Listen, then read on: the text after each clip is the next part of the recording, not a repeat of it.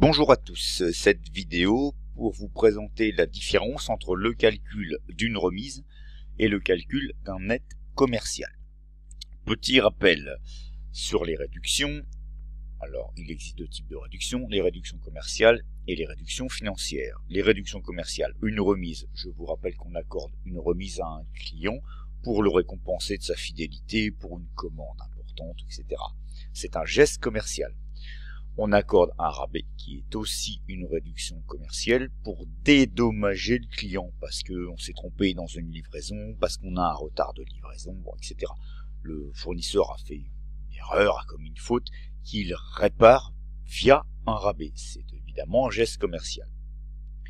Il existe une troisième sorte de remise commerciale qui est la ristourne, mais qui est particulière et qui ne présente pas du tout la même façon de calculer qu'ici, donc j'en parle pas. Et enfin, il nous reste une réduction financière qui est l'escompte, qui n'est pas du tout un geste commercial, puisqu'elle est accordée à un client qui va payer de façon anticipée, autrement dit, comptant. Je vous rappelle qu'on considère qu'un règlement est comptant à partir du moment où il est effectué sous les 8-10 jours. Voilà, petit point avant d'aborder plus précisément la méthodologie de calcul dans le calcul d'une remise ou d'un net commercial, ça me semblait important.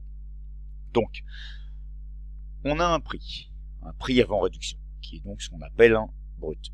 On a donc dit qu'il y a deux possibilités. Soit je calcule une remise, puis le net commercial, soit je calcule directement le net commercial à partir du brut. Donc, vous allez avoir ce genre de facture.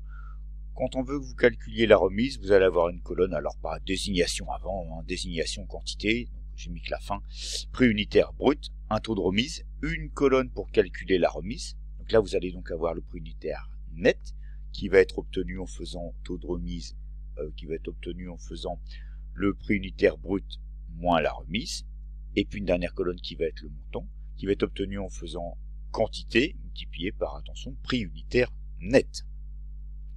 Si on veut vous calculer un net commercial, vous allez plutôt avoir ce genre de facture avec un désignation, quantité, etc., référence, prix unitaire brut. On va vous mettre une colonne taux de remise, mais vous n'aurez pas de colonne pour calculer la remise. Il faudra directement calculer le prix unitaire net. Donc là, vous ne pouvez pas passer par la même stratégie qu'ici. Et après, évidemment, le montant, ce sera toujours quantité multiplié par prix unitaire net. Donc, premier point, je calcule directement la remise. Alors là, je passe du prix unitaire brut par le calcul d'une remise, puis par le calcul du net commercial. Donc, il vous faut d'abord calculer la remise à partir du montant brut. Le calcul d'une remise, c'est le montant brut multiplié par le taux de remise divisé par 100.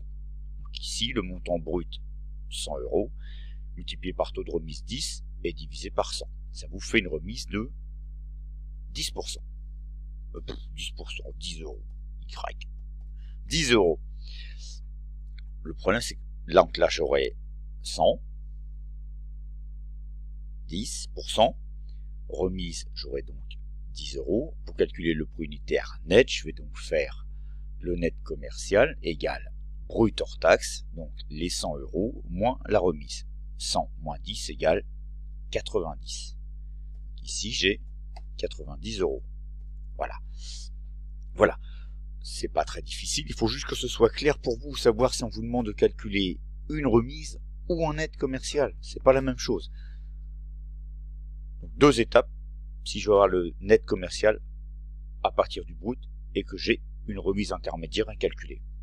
Maintenant, deuxième possibilité, vous n'avez pas de colonne remise, il vous faut donc calculer un net commercial directement.